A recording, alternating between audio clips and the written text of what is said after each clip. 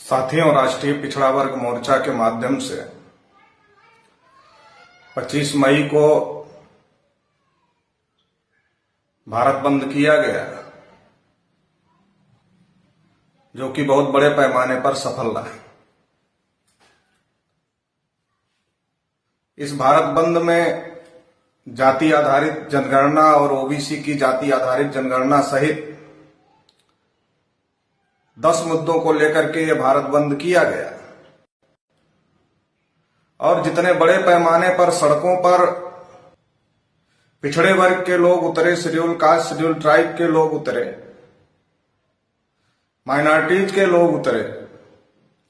उससे ये बात प्रमाणित हो गई, ये बात साबित हो गई कि अब इस देश में जिनके ऊपर अन्याय और अत्याचार हो रहा है, वो लोग अब अन्याय और अत्याचार को बर्दाश्त नहीं करेंगे, बल्कि अन्याय और अत्याचार के लिए सड़क पर उतरने का काम करेंगे। और इसीलिए 25 तारीख के भारत बंद में बहुत बड़े पैमाने पर पिछड़े वर्ग के लोगों ने, शेड्यूल कास्ट शेड्यूल ट्राइब और माइनॉरिटीज के लोगों ने मिलजुल करके बहुत बड़ा आंदोलन करने का काम किया और भारत बंद को कामयाब बनाने का काम किया। इतना बड़ा भारत बंद होने के बावजूद अभी भी देश के प्रधानमंत्री नरेंद्र मोदी जी, जो कि अपने को पिछड़ा वर्ग कहते हैं कि हम पिछड़े वर्ग के हैं, हम नीच जाति के हैं, हम चाय बेचने वाले हैं, उनके द्वारा अभी तक कोई ऐसी खबर नहीं आई है कि जाति आधारित जनगणना करने का या ओबीसी की जाति आधारित जनगणना करने का, और इसके अलावा जो तमाम मुद्दे हैं उन मुद्दों के ऊपर कोई सही फैसला नहीं लिया गया है। इसलिए राष्ट्रीय पिछड़ा वर्ग मोर्चा के माध्यम से हम नरेंद्र मोदी जी को यह कहना चाहते हैं कि देश के जो पिछड़े वर्ग के लोग हैं वो जागृत हो रहे हैं, वो अपने हक अधिकार की लड़ाई लड़ने के लिए तैयार हो गए हैं। इसलिए अभी आपको भी आरएसएस की गुलामी छोड़कर पिछड़े वर्ग के हक अधिकार के मुद्दे के लिए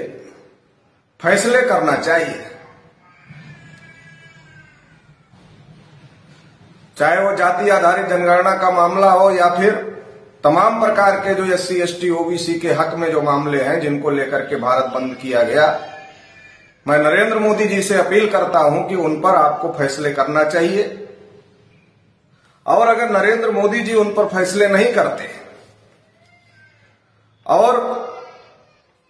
जिन मुद्दों को लेकर के भारत बंद हुआ उन मुद्दों पर अमल नहीं करते,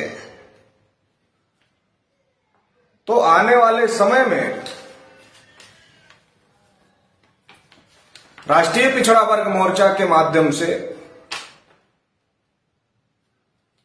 दोबारा से फिर से हम लोग आंदोलन घोषित करें, क्योंकि अभी लड़ाई सड़कों पर लड़नी होगी। ईवीएम का जो घोटाला था, ईवीएम के घोटाले की वजह से भारतीय जनता पार्टी को विधानसभा और लोकसभा में बहुमत मिला हुआ है,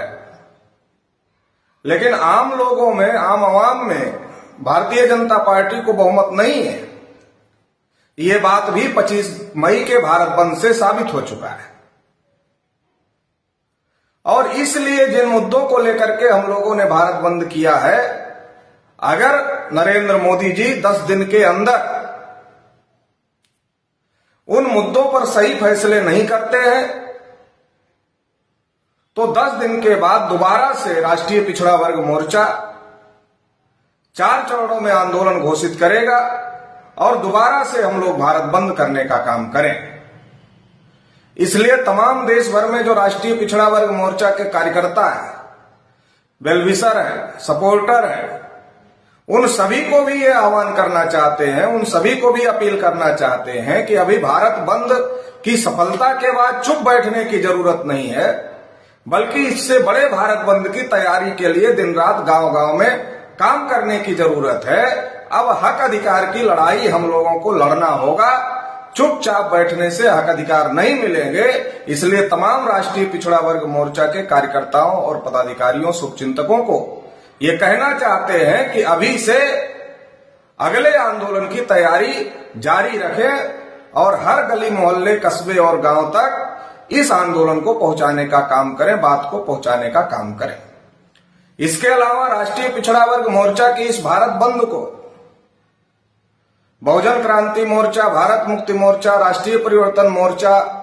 सामाजिक और तमाम एससी, एसटी, ओबीसी और माइनॉरिटीज के संगठनों ने इस भारत बंद को समर्थन दिया था। तो उन सभी संगठनों के पदाधिकारियों, कार्यकर्ताओं और शुभचिंतकों को भी हम ये कहना चाहते हैं कि जिन मुद्दों पर हम लोगों ने भारत बंद किया और भारत बंद बहुत बड़े पैमाने पर कामयाब रहा, अगर सरकार 10 दिन के अंदर उन मुद्दों पर फैसले नहीं लेती है तो हम लोग 10 दिन के बाद दोबारा से भारत बंद करने जा रहे हैं। इसलिए आप सभी लोग भी इस दोबारा से जो हम लोग 4 चरण में आंदोलन घोषित करेंगे उसकी तैयारी अभी से आप सभी लोगों को भी करनी चाहिए, क्योंकि जुल्म करने वाले से ज्यादा जुल्म सहने वाला गुनहगार होता है।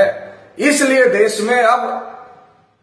हम तमाम मूल निवासी पिछड़े वर्ग के लोग, शेड्यूल कास्ट के लोग, शेड्यूल ट्राइब के लोग और माइनॉरिटीज के लोगों ने मिलकर के ये तय किया है कि अब जुल्म को बर्दाश्त नहीं किया जाएगा, बल्कि जुल्म करने वालों से मुकाबला किया जाएगा। इसलिए ये तैयारी निरंतर करना पड़ेगा, इस तैयारी को निरंतर जारी रखना पड़ेगा। जो भारत बंद के तमाम मुद्दे हैं वो बेहद ही महत्वपूर्ण मुद्दे हैं, चाहे वो जाति आधारित जनगणना का, ओबीसी की जाति आधारित जनगणना का मुद्दा, या देश भर में ईवीएम से जो चुनाव हो रहे हैं, ईवीएम में घोटाला हो रहा है उसका मुद्दा है, किसानों को एमएसपी की गारंटी कानून का मुद्दा है, निजी क्षेत्र में एससी, एसटी, ओबीसी को आरक्षण देने का मुद्दा है, पुरानी पेंशन बहाली का मुद्दा है, एनआरसी, सीए, एनपीआर जो गलत तरीके से सरकार लागू करना चाहती है उसका मुद्दा है, पंचायत चुनाव में कई राज्यों में, मध्य प्रदेश, उड़ीसा, झारखंड, महाराष्ट्र जैसे कई राज्यों में ओबीसी के आरक्षण को खत्म करने की कोशिश की जा रही है, खत्म किया जा रहा है, तो उसका मुद्दा है कि सेपरेट एलोकेटेड के साथ ओबीसी को रिजर्वेशन दिया जाए। पर्यावरण संरक्षण, जानवर संरक्षण और तमाम प्रकार से आदिवासियों का विस्थापन किया जा रहा है जिसका हम लोग विरोध कर रहे हैं। मजदूरों के खिलाफ लॉकडाउन में चुपके से कानून बनाए गए, इसको वापस लिया जाए। जबरदस्ती से वैक्सीनेशन जो सरकार द्वारा किया जा रहा था इसका भी हम लोग विरोध कर रहे हैं।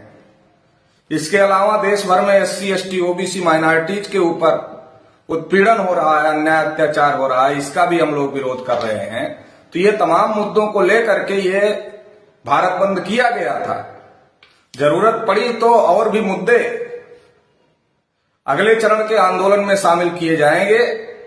और किसी भी स्थिति में अब हम लोग चुप बैठने वाले नहीं हैं। दोबारा से नरेंद्र मोदी जी को ये कहना चाहते हैं कि 10 दिन का वक्त आपको देते हैं, 10 दिन के वक्त में